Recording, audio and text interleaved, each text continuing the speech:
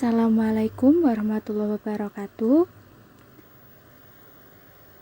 Perkenalkan, nama saya Arumaya Anggraini dari Pendidikan Kimia UIN Wali Songo Semarang, angkatan 2018. Apa sih sifat koligatif itu? Kata koligatif berasal dari kata Latin colligere yang berarti berkumpul bersama. Karena sifat ini bergantung pada pengaruh kebersamaan atau kolektif semua partikel dan tidak pada sifat dan keadaan partikel. Terdapat 4 sifat koligatif larutan, yaitu tekanan osmotik, penurunan titik beku, penurunan tekanan uap, dan kenaikan titik didih.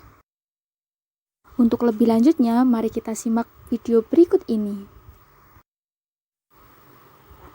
Tujuan percobaan. Yang pertama, menjelaskan apa saja sifat koligatif larutan. Kedua, menyajikan hasil penelusuran informasi tentang kegunaan prinsip sifat koligatif larutan dalam kehidupan sehari-hari menggunakan bahan ramah lingkungan sesuai kearifan lokal pada video demonstrasi. Ketiga, menganalisis fenomena sifat koligatif larutan dalam kehidupan sehari-hari. Percobaan tekanan osmotik, alat dan bahan. Yang pertama ada kentang, 2 gelas bening, garam dapur, penggaris, gelas ukur, air, serta timbangan. Yang pertama, potong 2 buah kentang dengan ukuran masing-masing 2,5 banding 1,5 banding 0,5 cm. Kedua, siapkan 2 buah gelas bening. Isi dengan 100 ml air.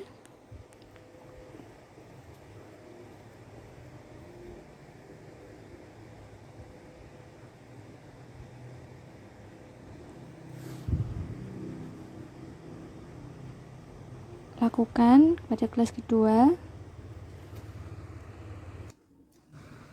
Beri label A dan B pada masing-masing gelas. Selanjutnya, timbang garam sebanyak 11 gram. Tuangkan garam pada gelas B. Aduk hingga garam larut sempurna. Masukkan kedua buah kentang ke dalam masing-masing gelas. Setelah 1 jam,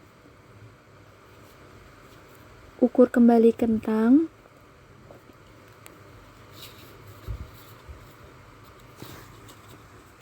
Dan timbang masing-masing kentang.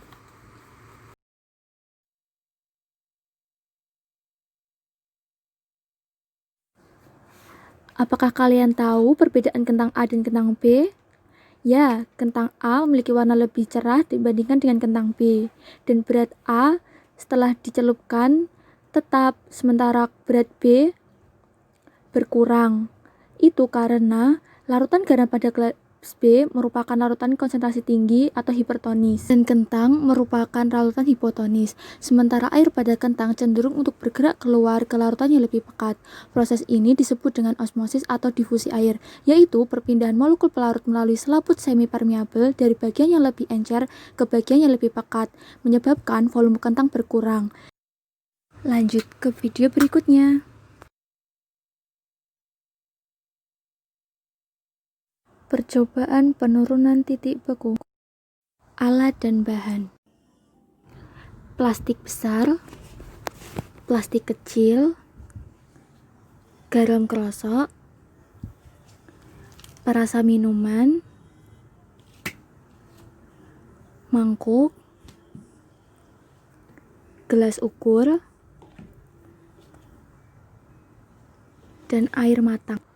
Langkah pertama, tuangkan larutan perasa ke plastik kecil. Tuangkan air sebanyak 300 ml.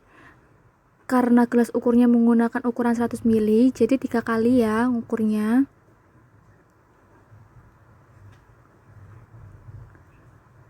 Campurkan ke dalam larutan perasa.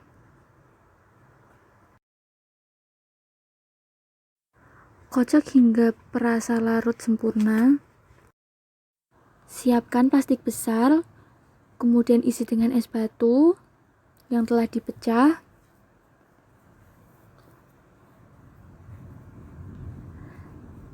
Tambahkan garam krosok secukupnya. Ingat ya, es batu yang telah diberi garam krosok akan lebih cepat mencair. Kemudian masukkan larutan perasa tadi.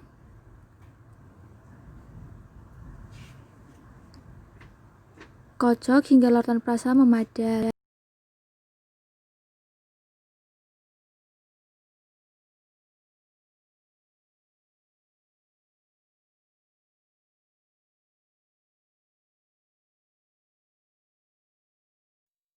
Kenapa sih Kak, kok es batu yang ditambahkan garam krosok justru lebih cepat mencair? Garam memiliki sifat hidrofilik, artinya garam akan mengikat molekul air sehingga molekul air tidak membeku kembali. Sifat ini merubah kondisi ekuilibrium pada titik beku air, sehingga mempermudah air es untuk mencair dan mempermudah air yang cair untuk membeku.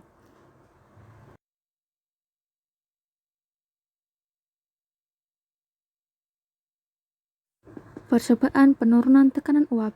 Alat dan bahan. 2 buah wadah yang berisi air masing-masing 700 ml, 2 buah telur, garam dapur, dan timbangan. Langkah pertama, beri label A dan B pada masing-masing wadah. Timbang garam sebanyak 81 gram.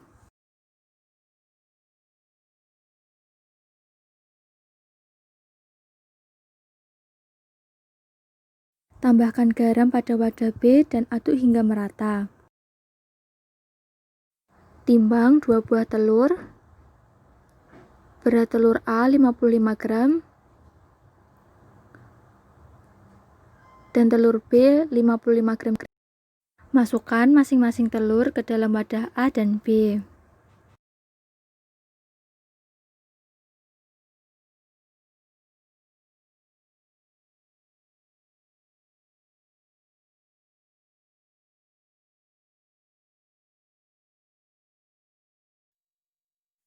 Apakah kalian pernah berenang di kolam apung? Dan bagaimana rasanya? Pada percobaan ini, prinsipnya sama dengan prinsip kolam apung. Air atau pelarut yang ada di kolam apung ini sulit menguap karena tekanan uap pelarut menurun disebabkan karena konsentrasi kadar garam sangat tinggi. Semakin banyak jumlah zat terlarut, maka pelarut semakin sukar menguap. Dengan kata lain, adanya zat terlarut menyebabkan penurunan tekanan uap cairan. Karena memiliki konsentrasi zat terlarut sangat tinggi, maka pada saat telur dimasukkan ke dalam wadah B akan mengapung. Percobaan kenaikan titik-titik. Alat dan bahan. Pertama ada air, gelas ukur, panci, garam dapur, timbangan, kompor portable. Yang terakhir ada stopwatch. Langkah pertama, mengukur 300 ml air. Karena gelas ukurnya hanya berukuran 100 ml, jadi 3 kali ya teman-teman.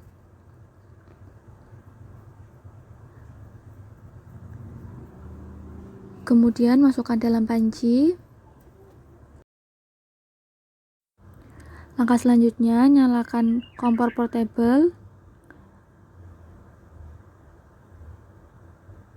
Tutup pancinya. Dan jangan lupa nyalakan stopwatch ya teman-teman. Jika timbul suara seperti berikut ini, angkat tutup panci dan matikan stopwatch ya teman-teman. Ini tandanya air sudah mendidih.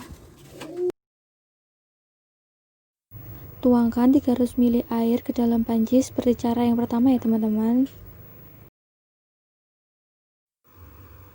Timbang 17 gram garam, kemudian masukkan ke panci B dan aduk hingga merata. Kemudian tempatkan panci pada atas kompor. Jangan lupa nyalakan stopwatch. Nah, jika sudah terdengar suara seperti ini, berarti air sudah mendidih ya.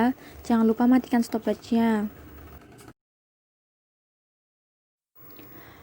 Apa kalian tahu mengapa waktu merebus pada panci A dan B berbeda? Titik didih larutan selalu lebih tinggi dari titik didih pelarut murninya. Hal ini disebabkan adanya partikel-partikel zat terlarut dalam suatu larutan menghalangi peristiwa penguapan partikel-partikel pelarut. Oleh karena itu, penguapan partikel-partikel pelarut membutuhkan energi yang lebih besar. Perbedaan titik didih larutan dengan titik didih pelarut murni disebut sebagai kenaikan titik didih. Pada panci B yang berisi larutan garam membutuhkan waktu yang lebih lama untuk mendidih karena partikel garam menghalangi peristiwa penguapan partikel parutnya, yaitu air. Apakah kalian ingat bahan apa yang digunakan dalam setiap percobaan? Garam. Natrium klorida juga dikenal dengan garam dapur adalah senyawa kimia dengan rumus molekul NaCl. Sebagian komponen utama pada garam dapur, natrium klorida sering digunakan sebagai bumbu dan pengawet makanan. Jumlah besar natrium klorida digunakan dalam banyak proses industri dan merupakan sumber utama senyawa natrium dan klorin yang digunakan sebagai bahan baku untuk sintetis kimia lebih lanjut. Garam saat ini diproduksi secara massal oleh penguapan air laut atau air asin dari air garam dan danau garam. Sejumlah pabrik garam skala besar dibangun di beberapa kabupaten Jawa Tengah. Salah satunya berada di Kabupaten Pati. Potensi garam di Kabupaten Pati sangat tinggi, juga merupakan penyumbang garam nomor 1 di Jawa Tengah. Petani garam masih menggunakan cara tradisional dalam kegiatan pengolahan garam. Pengetahuan yang mereka dapatkan berlangsung secara turun-temurun berdasarkan kearifan lokal masyarakat Kabupaten Pati.